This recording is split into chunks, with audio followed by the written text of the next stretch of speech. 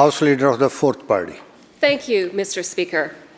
This morning, I'll be reading from the Holy Scriptures of the United Nations Declarations on the Rights of Indigenous Peoples. If you have it with you, please turn to Article 26. Quote, Indigenous peoples have the rights to the lands, territories, and resources which they have traditionally owned, occupied, or otherwise used or acquired. Mr. Speaker, if I'm not mistaken, that's all the land. That's the land under 150 private homes in Richmond. That's the land under the homes of 100,000 Kamloops residents. That's the land under your very own feet. Mr. Speaker, can the Premier point to any place in British Columbia that was not traditionally owned, occupied, used, or otherwise acquired by BC's Indigenous people?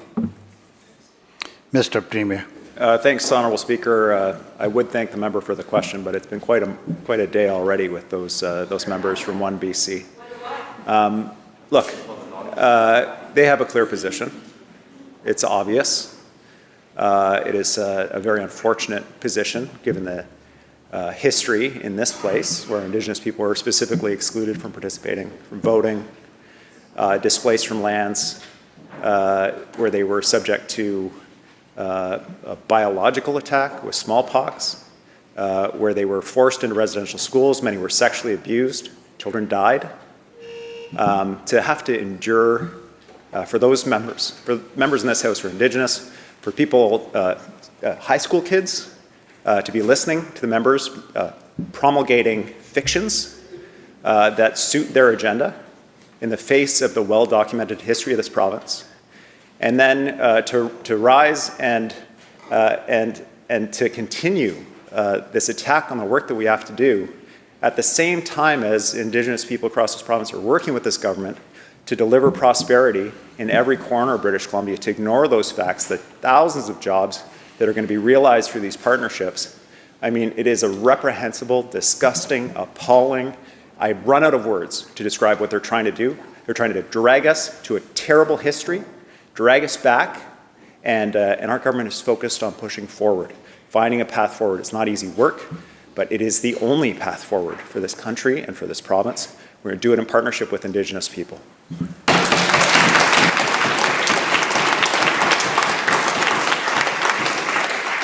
Member has a supplemental? Yes, I do. Thank you, Mr. Speaker. The Premier and the Leader of the official opposition voted UNDRIP into law in this province in 2019. This act of betrayal didn't just surrender the province to the 204 Indigenous tribes in BC, but now American tribes want to take in on the action too. Yesterday, news broke that a tribe from Alaska is in court demanding land rights over a gold mine in northwest BC. Can you blame them, Mr. Speaker? BC is up for sale, and the asking price is $0.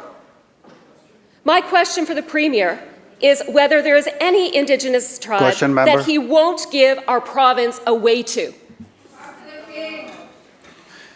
Mr. Premier. Honourable Speaker, first of all, and the member knows this, we have aggressively resisted the attempts by American tribes to establish claims here in British Columbia. We will continue to do so. We will continue to do so. The member is completely wrong when she thinks about reconciliation as a cost, because in our province, reconciliation represents, we believe, on the order of probably $100 to $150 billion in economic activity, tens of thousands of jobs, and certainty and predictability for people and businesses across the province. And these numbers are backed by companies advancing major projects in this country. The member wants to rip that up for her ideology, which is clearly anti-Indigenous, unambiguously racist. And it is incredibly problematic that we have these voices in our legislature tearing at the fabric of the agreements that we need to be prosperous and successful in this province.